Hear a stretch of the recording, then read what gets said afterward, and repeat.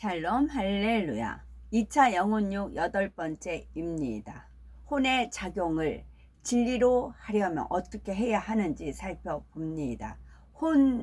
혼이란 사람의 두뇌에 있는 기억 장치와 그 안에 저장된 기억 내용들, 그리고 그 내용들을 재생해서 활용하는 생각을 총칭하지요. 사람이 보고 듣고 배우면서 느끼고 기억하는 것, 또 기억을 떠올려 생각하는 것은 모두 혼이 있기 때문에 가능한 작용들입니다. 하나님의 자녀들은 이런 혼의 작용을 진리 안에서 해야 하지요. 선입관을 가지고 상대를 오해하거나 판단 정죄하고 미워하고 시기하며 감정을 품는 등 비진리에 속한 혼의 작용을 하는 것이 아니라 하나님 앞에 합당한 진리의 혼의 작용을 해야 하나님을 닮은 참 자녀로 영의 사람으로 변화될 수 있습니다. 진리에 속한 혼의 작용을 할 수 있는 방법은 첫째는 모든 것을 하나님의 말씀, 즉 진리의 기준으로 분별해야 된다 했지요. 사람은 저마다 어릴 때부터 배운 가르침이 다르고 자라난 환경과 문화 속에서 서로 다른 교양과 가치관을 만들어 왔습니다. 따라서 자신의 생각과 가치관을 주장하여 다른 사람이나 상황을 판단해서는 안 되는 것이지요. 시대와 장소를 초월하여 옳고 그름을 분별할 수 있는 단 하나의 기준은 진리, 곧 66권 성경 안에 기록된 하나님의 말씀입니다. 두 번째는 느낄 때에도 진리에 합당하게 느껴야 합니다. 우리가 어떤 것을 대하든지 진리의 느낌을 가지려면 처음 입력시킬 때부터 진리에 합당한 느낌으로 받아들여야 합니다. 처음에 어떻게 느꼈는지에 따라 이후의 느낌이 크게 좌우되기 때문이지요. 예전에 어떤 부모님이 아이를 꾸짖으면서 목사님한테 혼난다라고 자신이 섬기는 목사님을 무서운 분으로 입력시켰답니다. 그러니 아이가 자라면서 목사님을 보면은 무서워하여 피하려고 하는 것이지요. 처음에 이 아이에게 느낌을 어떻게 심어 주었느냐에 따라 이렇게 반응이 달라지는 것입니다. 이는 어른이 되어서도 마찬가지죠. 만약 어떤 일을 하면서 적극적으로 나서는 사람을 보고 비진리로 혼의 작용을 하면 저 사람은 너무 들랜다, 잘난 체한다 하면서 감정이 생깁니다. 이렇게 비진리의 느낌이 한번 입력되고 나면 이후로도 그 사람을 볼 때는 계속해서 안 좋은 감정이 생기기 쉽지요. 반면에 진리로 혼의 작용을 하면 똑같은 사람을 보고도 저 사람이 하나님의 일에 참 열심히 있구나, 사랑스럽구나 라고 느낍니다. 이렇게 어떤 느낌이 한번 심어져 버리면 그 느낌을 없애려고 해도 쉽지 않은 경우가 많습니다. 그러니 모든 것을 선 가운데 받아들임으로 처음부터 진리로 느끼는 것이 매우 중요하지요. 그러면은 이미 비진리로 잘못 입력된 느낌은 어떻게 해야 될까요?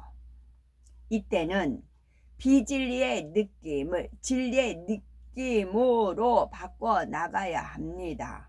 어릴 때부터 귀신이나 악한 영들에 대해서 무서운 이야기를 들으며 성장한 사람은 공포스러운 느낌으로 입력이 되어 있습니다.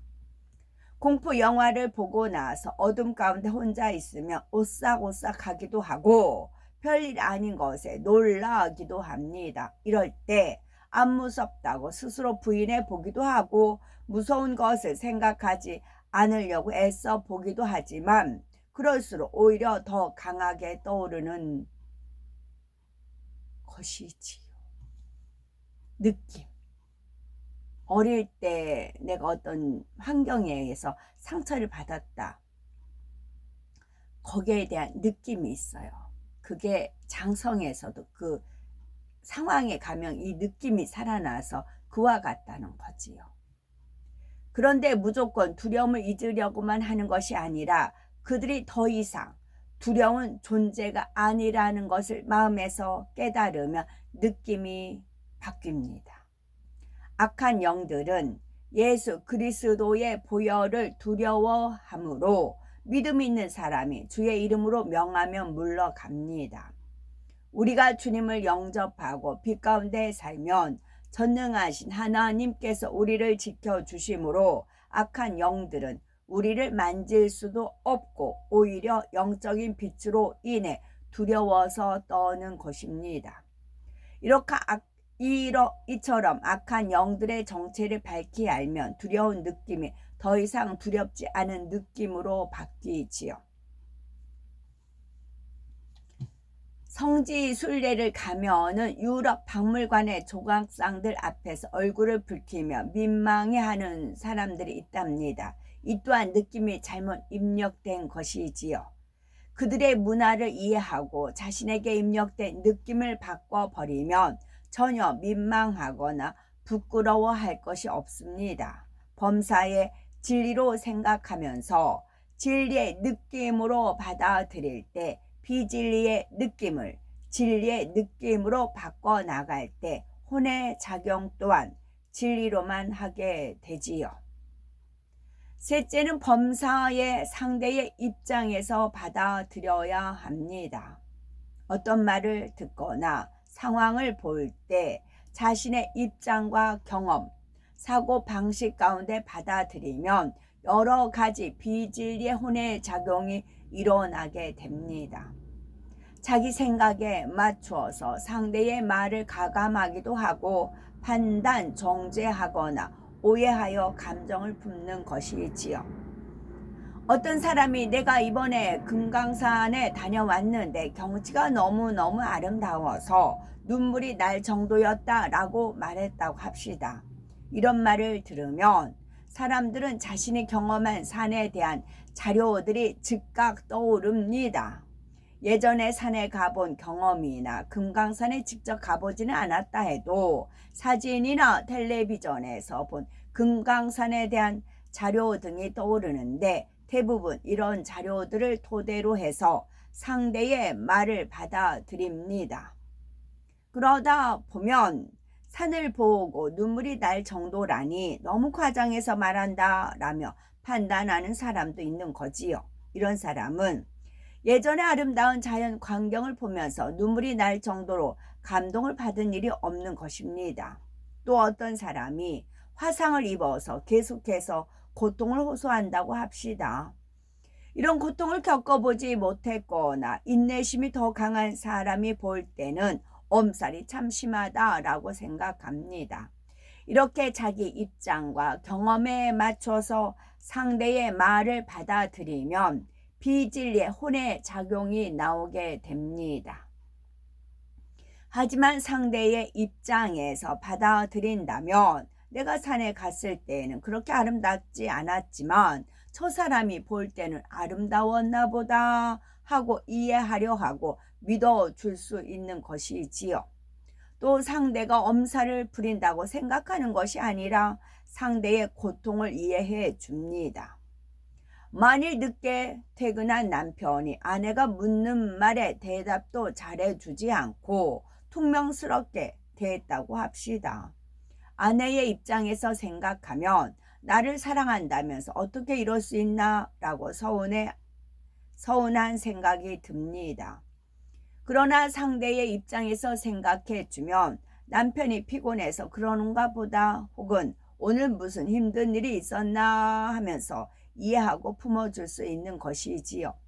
오히려 어떻게 하면 남편이 힘을 내도록 도와줄 수 있을까 생각하게 됩니다. 남편도 마찬가지죠. 아무리 힘든 일이 있었다 해도 늦게까지 기다린 아내의 입장을 생각하면 아내를 서운하게 하지는 않을 것입니다. 둘 중 한 사람만이라도 상대의 입장에서 생각하여 진리로 혼의 작용을 하면 화평이 깨어질 일이 없습니다. 여기서 부부 사이에 이런 일이 있었어요. 지금 번뜩 뭐 하나를 떠올려 주셔서 너는 그랬느니라 하셔가지고 육의 남편 이제 30대죠. 37세부터는 파란만장해서 그땐 많은 분들이 이해를 못하고 그 전에 저는 그 육의 남편 마사지 잘 해줬어요. 이렇게 마사지하고 타월 스팀 해가지고 이렇게 하고 팩 붙여주고 일주일에 한 번 정도는 해줬어요. 왜요? 왜 그렇게 했을까요? 사랑받고 싶어서요. 근데 사랑해줬나요? 아니요. 안 해줬어요. 그래서 결론은 주님한테 더 이제 주님을 더 붙쫓아게 됐어요. 나름대로는 노력을 최대한 노력을 한 겁니다.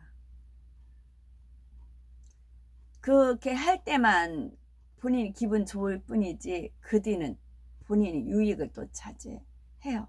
돈.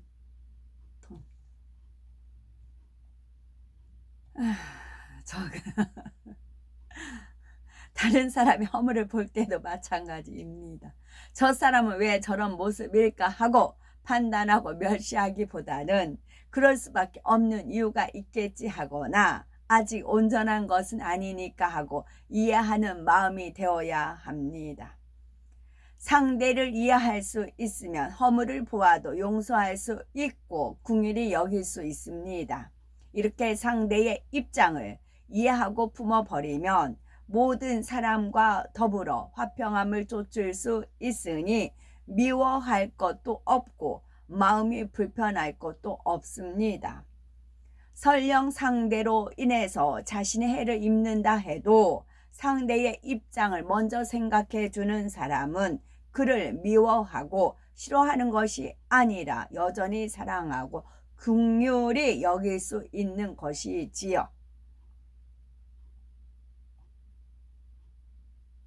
우리가 혼의 작용을 진리로 하려고 할 때 마음 먹은 대로 되는 경우도 있지만 그렇지 않은 경우도 있습니다. 그러므로 자신의 노력과 동시에 불같이 기도하여 하나님의 능력을 받아야 하지요. 내 자신의 생각과 느낌을, 말과 행실을 늘 점검하면서 혼의 작용을 진리로 바꿔 나가기 위해 부단히 노력해야 하는 것입니다. 그런데 영으로 들어가면 생각이나 느낌을 쉽게 지배할 수 있습니다. 영이 주인이 되어 혼과 육을 지배하기 때문에 마음 먹기에 따라 모든 것을 조절할 수 있는 것이지요. 어떤 생각을 하고 싶지 않으면 즉시 차단할 수도 있고 심지어 냄새나 소리, 통증까지도 자신이 원하는 대로 차단할 수 있습니다. 모든 생각과 느낌을 지배하여 진리로만 혼의 작용을 하면 항상 기쁨과 감사로 충만하며 생명과 평안이 넘칩니다. 우리가 진리에 속한 혼의 작용을 하기 위해 계속 기도하면서 노력해 나가면 결국은 변화되어 하나님께서 기뻐하시는 진리의 생각, 영의 생각들만 할 수 있고 생각과 느낌을 마음 먹은 대로 제어할 수가 있습니다. 오직 진리로 분별하며 진리로 보고 듣고 느낌으로 비진리에 속한 혼의 작용들을 다 벗어버리고 하나님께서 기뻐하시는 진리의 생각을 하는 신령한 하나님의 자녀들이 되어야 되겠습니다. 아멘.